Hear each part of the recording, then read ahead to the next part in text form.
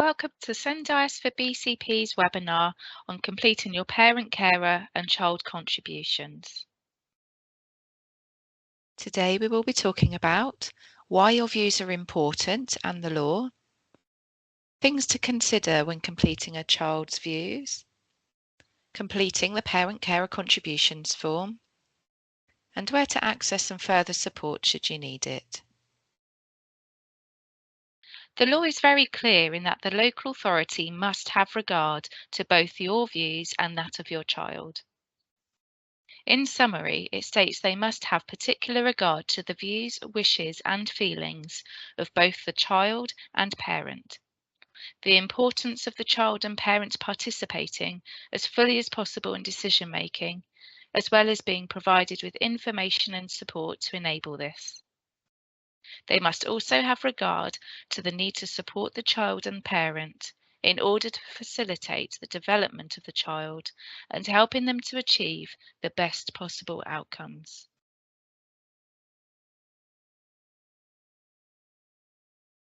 We're now going to watch a short film put together by the Victorian Department of Health, Australia. You'll hear from various professionals as they discuss why the views of a child are important in their line of work.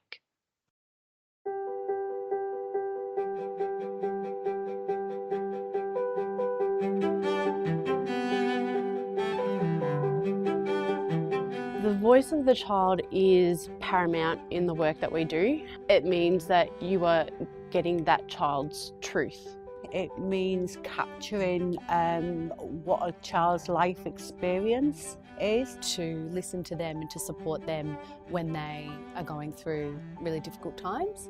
Being there to hear what they're saying, to advocate for them. The voice of the child is not an add-on, it's not a ticker box, and it's not optional. It has to be everything about the way we practice. I think it's important for children to have a say in their own lives so that they can become in control of their lives. Children have an amazing insight into what they need and into what is right for them. We make pretty big decisions with families and with kids about their everyday lives. They have a right to be heard and have a say about what happens to them. It sounds really simple, but I think we need to constantly check in and ask, do you feel like you've been heard? Is this what you think? Is this what you want? Talk to them, listen to them in a way that's meaningful for them. Building that relationship, building that rapport with them. We can't expect to go out and talk to a child on the first time we meet them and have them tell us everything. It is about building that relationship and giving them that time and space to feel safe and comfortable. When children are seen, heard and believed, they're involved in the decision making. I think once you feel like you are believed, you're in control again of your own life. It can be the start of a child beginning to understand that there can be trust in their relationships with adults. For a child, being seen, heard and believed is about their rights being fulfilled. Just recently we went out and did a visit to a 3-year-old and talking to him about his rights and the right to be listened to. And he responded in his biggest, proudest voice, "I love my dad." And that's what's really important to him. I think it's really important to consider everything that a child is saying in regards to the direction of their life. I think it's the most important thing. I think we need to empower kids to talk to what they want and what they need. When children are asked opinions, then they actually feel part of the decision making and they actually respond better. Especially in relation to Aboriginal children, hearing what they have to say around their identity, their culture, their background. They often know way more than any of us do. And making sure that we record their views, that we actually take that back and we record that on the child's file, that it becomes a part of their story, part of their life.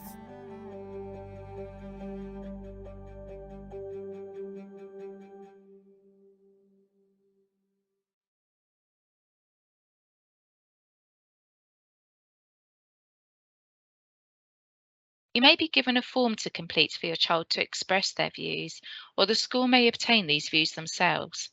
But it's important to remember that supporting children and young people to contribute in a way they find fun and engaging will empower them. Some children may prefer a straightforward conversation, and that's fine, but it's also okay to be creative. We can and should work in a way which best suits them, to enable their views to be part of the process.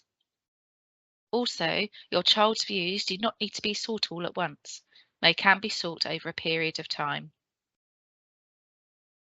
The areas we could focus on include their aspirations and outcomes. What is it they're looking to achieve? What would they like to do? Any concerns or worries they may have, as well as what is working and what is not working for them. Remember that this does not have to be purely focused on their education. There are various ways we can do this. Some examples might include taking photos or videos.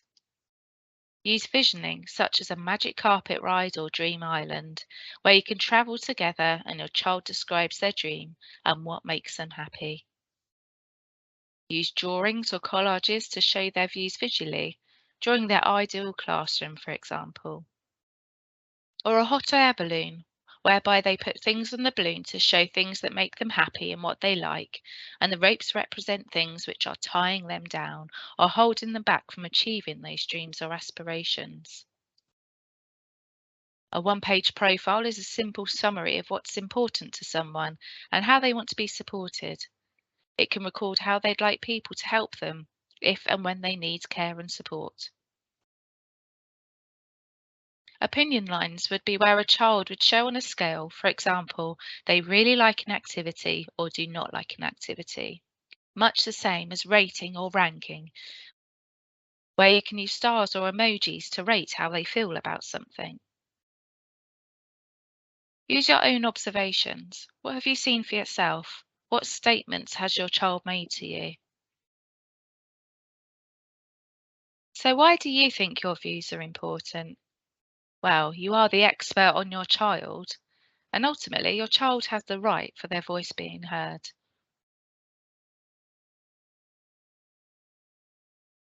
There are 2 occasions where you'll be asked for your parental contribution. The first time being during an EHC Needs Assessment, the step before an EHC plan is agreed. After this, you'll be asked to complete your contribution prior to an annual review of the EHC plan. This will need to be circulated to all relevant people no less than 2 weeks before the annual review. There is no set format that your views have to be provided in, but the form offers a structured way to prompt you to consider various aspects of your child and their needs. The form will vary slightly depending on if your views are being requested as part of an EHC Needs Assessment or annual review. Views, wishes and feelings will be sought from both the parent as well as the child. Both are equally as important. As we now know, the local authority must have regard to them.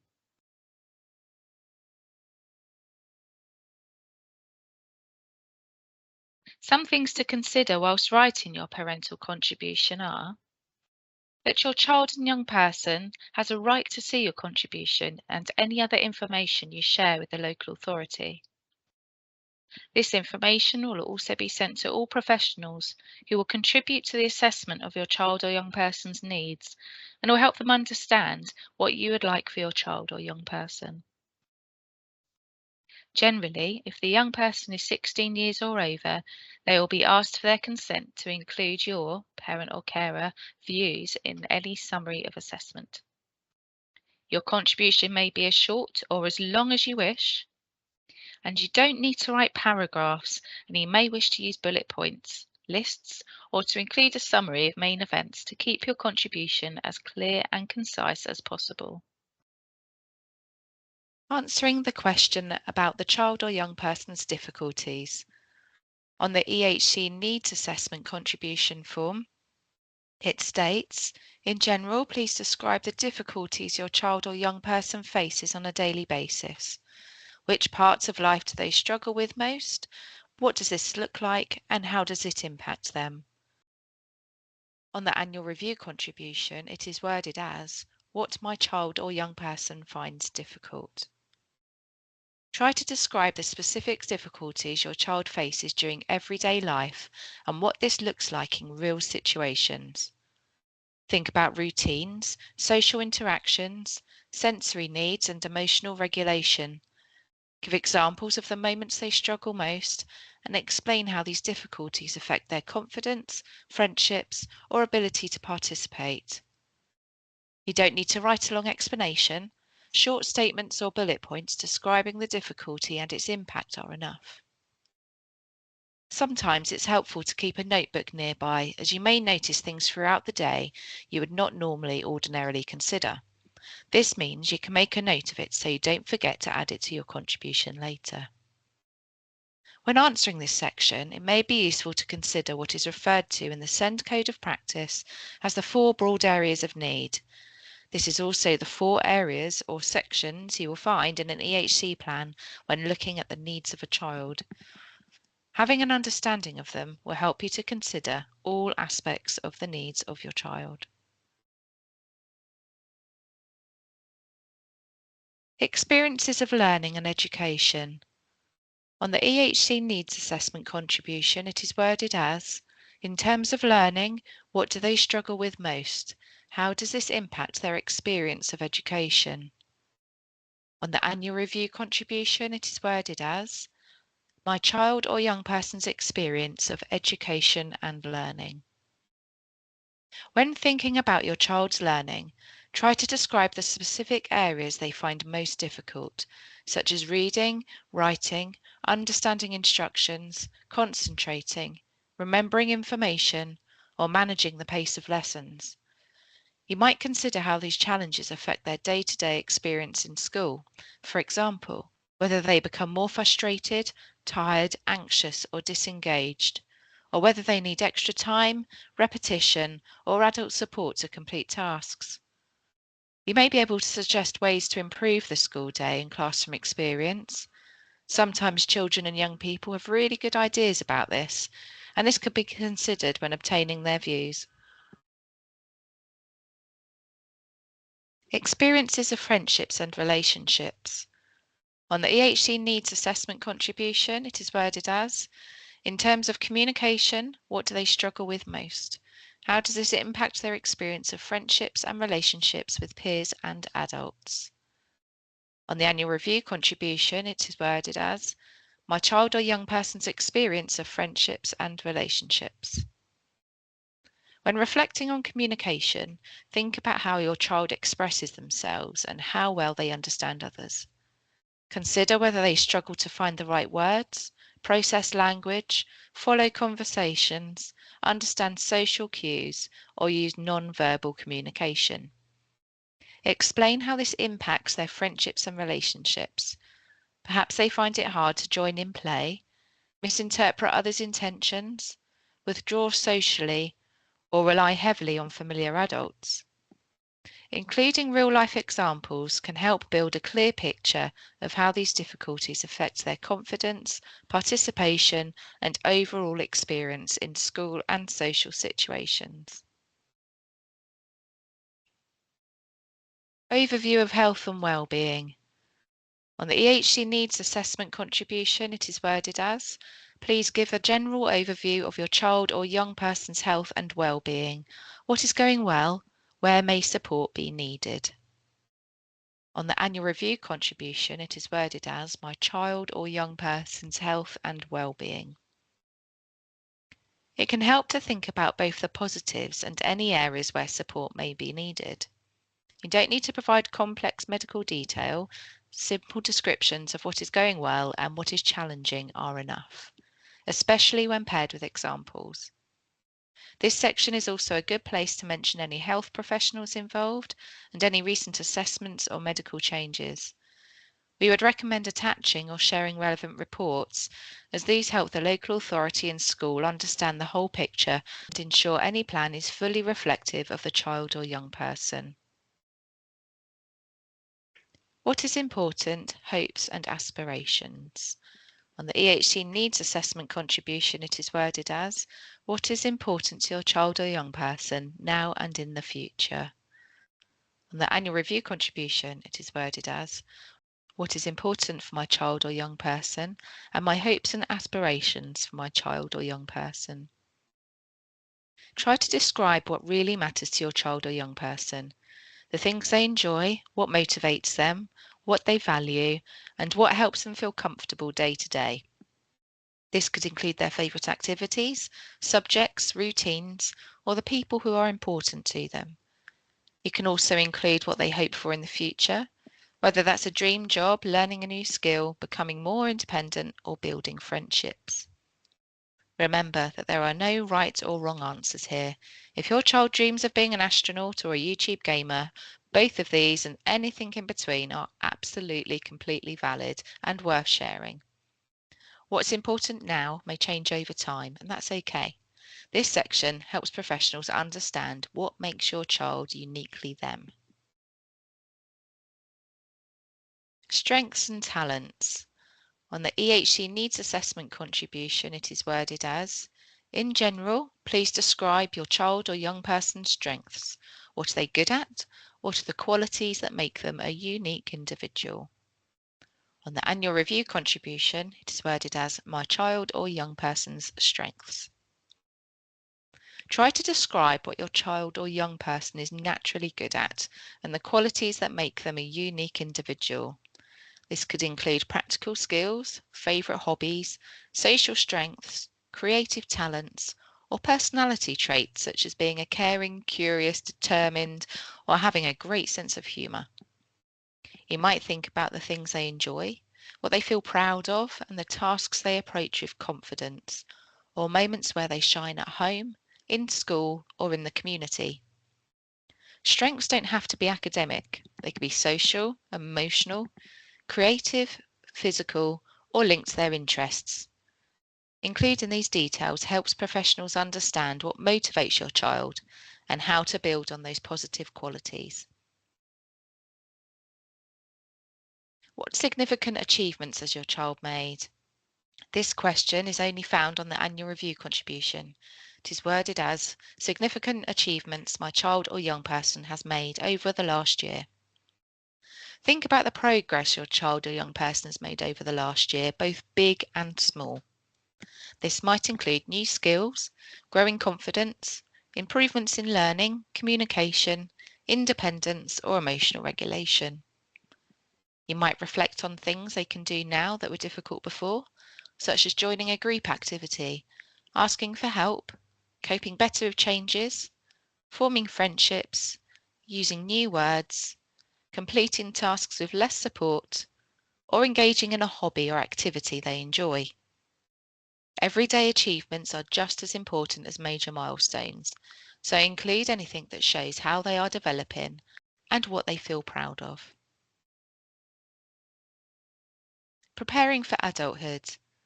This question is only found on the EHC Needs Assessment contribution.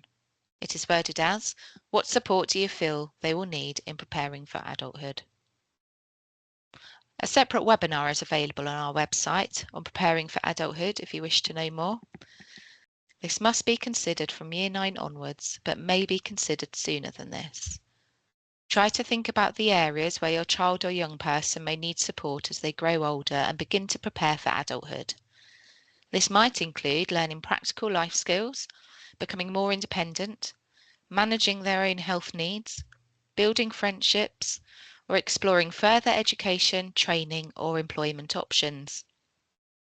You might also think about whether they need support with communication, travel, making decisions, staying safe, or managing daily routines.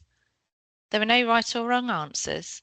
Simply describe what would help them make progress and feel confident as they move towards adult life. The following questions are found on the annual review contribution form only. They are referring to the information provided within the current EHC plan. The first section of questions is asking about any changes you feel need to be made to the EHC plan, mainly sections B, needs, F, provisions, and E, outcomes. This will be discussed further at the annual review, but by completing it on the form, it's giving you an opportunity to express any concerns you may have or anything which is outdated on the plan or is indeed missing. When asking if the child or young person's SEND have been fully identified in the EHC plan, It is referring to any information within Section B of the EHC plan. If anything is outdated, inaccurate or missing, then you will need to provide information on this here. When asking if there has been any changes to your child or young person's SEND in the last year, you may wish to provide any updates on any assessments or diagnoses and ensure that the report is included with your representations. When asking if they are on track and making progress towards achieving their outcomes, it is referring to Section E of the EHC plan. Again, this is further discussed at the annual review, as you may not have an idea of the full picture until it's discussed at the meeting, but you have the opportunity to express any views here. When asking about special educational provision, it is referring to the support outlined in Section F of the EHC plan. You may wish to express here any views of what is not working well, or what you feel is not being provided, or anything which needs to change. This can then be discussed at the annual review meeting to ensure the EHC plan is updated to reflect the provision your child or young person requires. Finally, if there has been any changes to their health, or if any new health professionals now have involvement, then you may wish to add their details here, along with any new information you have been provided with, such as assessments, reports, or letters. The local authority questions here are asking if there have been any social care involvement in the last year. This may indicate that information may need to be updated on the EHC plan, or further information may need to be sought from the service. You are asked to provide details on if your child or young person has accessed BCP short breaks in the last year. These are supported activities available to children and young people with SEND, provided either by BCP Council or other organisations which are funded by BCP Council to provide accessible activities. Other services may include health services such as CAMS, occupational therapy, or educational or clinical psychology. It may also include early help or other organisations or professionals. Finally, if your child or young person is provided with home-to-school transport by BCP Council, either by way of a taxi, minibus, a travel pass, or fuel wear and tear payments, you have the opportunity here to raise any concerns regarding the arrangement. This section is regarding the placement. Following an annual review, a draft plan may be issued in which the placement will be left blank. This is because you have the right to request that a particular school or other institution is named in the EHC plan. There is one exception to this, and that is if you are requesting a wholly independent school, for which you can make representations for, but you do not have the right to request it is named. This school must then be consulted with and named, unless it can be lawfully dislodged. You can find more information on this process on our website. If you are requesting a change of school, either because of a change in phase of education or for any other reason, then you can request this here. It does ask you to provide your reasons for requesting a change of placement. Although this is not a legal requirement to provide, it helps the local authority to understand the extent of any concerns you may have with the current placement.